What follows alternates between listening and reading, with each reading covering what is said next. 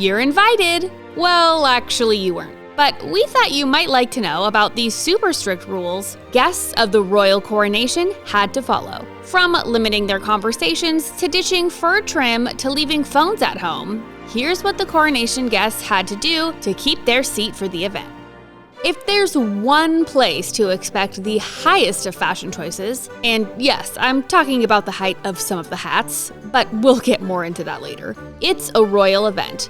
And it was no different for King Charles's coronation. The official dress code dedicated guests could wear morning dress, lounge suit, or national dress. And women could wear a formal day wear, which means midi dresses or spring weather-friendly coat dresses. Of course, the King's team shared that the ceremony did its best to showcase a pared-back ceremony, respectfully avoiding too much excess and opulence. Though the royal leader wanted a more relaxed and modern feel for the event, that's relaxed compared to traditional royal events, which is still about as fancy as it gets for most of us.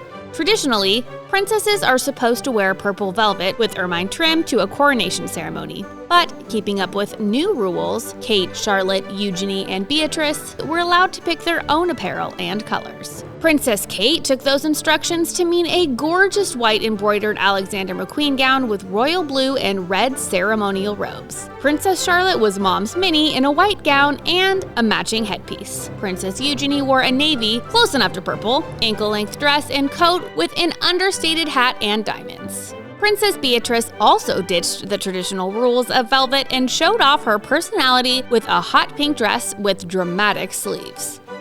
Back in Queen Elizabeth's day, members of Parliament showed up to the 1953 coronation in full royal regalia, aka crimson robes trimmed with fur and a crown. Whether a PETA-friendly move or a gesture towards a more casual vibe, members of the UK Parliament were instructed to ditch their usual fur-lined coronation robes for more casual robes. Guests with higher status, known as peers, such as politicians, also had the choice to forego the traditional robes altogether, opting for more casual business attire. A number of guests reported that one of the big Coronation Day rules was to keep conversation to a minimum. Sure, attendees were rubbing shoulders with some of the biggest British celebs, famous politicians, and stars. It's only natural to want to get some chit-chat in. But as the music started in the Abbey, guests were under instruction to avoid conversations with their fellow guests. Who else feels bad for whoever was seated next to a celeb guest and had to keep their fangirling to themselves? It's not too odd for phones to be banned at formal events. Nothing worse than a shrill ring right as the crown is fitted or the royal spoon was given. Yes, royal spoon. Anyway, guests of the coronation were instructed of the strict no mobile phone rule and were also told there would be no allowance of photos or videos during the ceremony. Honestly, pretty reasonable, though it does make it difficult to provide gram proof.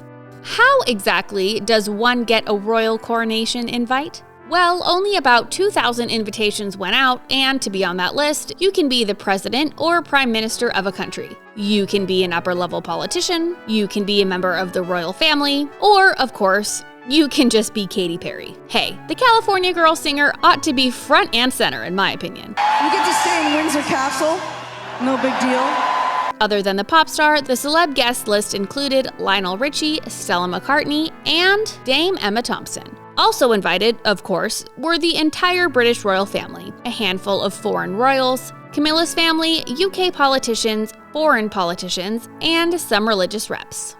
It's an unwritten rule that major royal events call for extravagant hats. Guests of the coronation did not disappoint on this tradition. Though it's not an official rule, we're living for some of the headwear from this event. Queen Letizia of Spain rocked an incredible lampshade umbrella lace number that made headlines. Katy Perry's pink piece somehow looked like something she'd wear on any given day, but with a touch of royal splendor. Sophie Gregory Trudeau, wife of Canadian Prime Minister Justin Trudeau, looked super chic in a dusty pink hat, while Pippa Middleton's canary yellow piece was a crowd favorite. As for Princess Anne's hat, it took a special place once in the Abbey, when it completely blocked Prince Harry's view from his third row seat. Now, I wonder what got Harry such a poor seating placement. No, just kidding. We all know.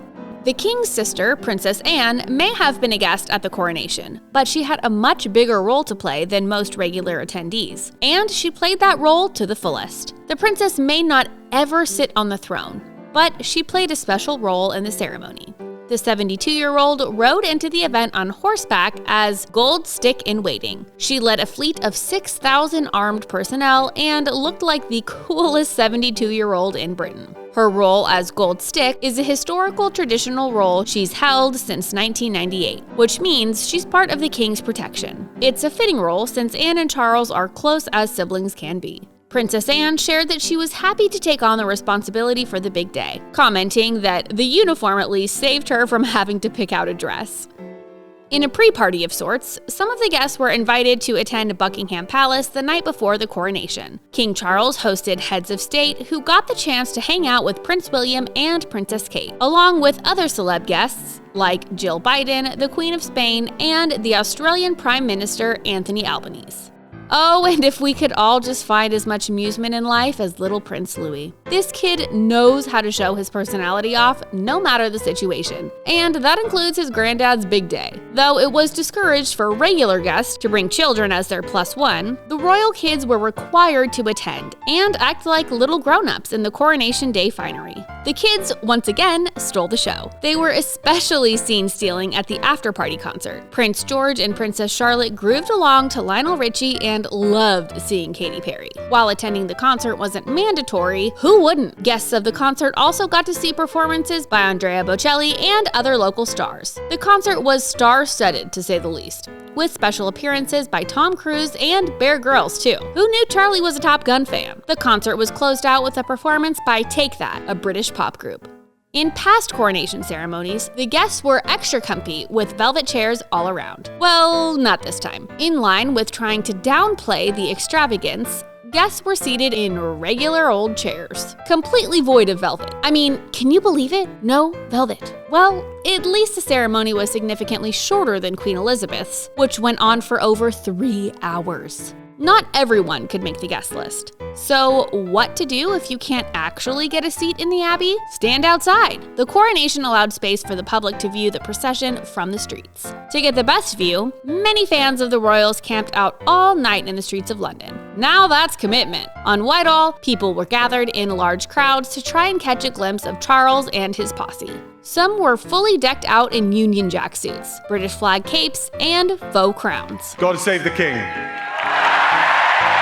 Even with all these rules and guidelines, would you still have attended the coronation if you were invited? I'd sure be there, ridiculously fancy hat and all. Let us know what you think about King Charles and the royal shenanigans in the comments below, and don't forget to like and subscribe to The Thing Celebrity for more.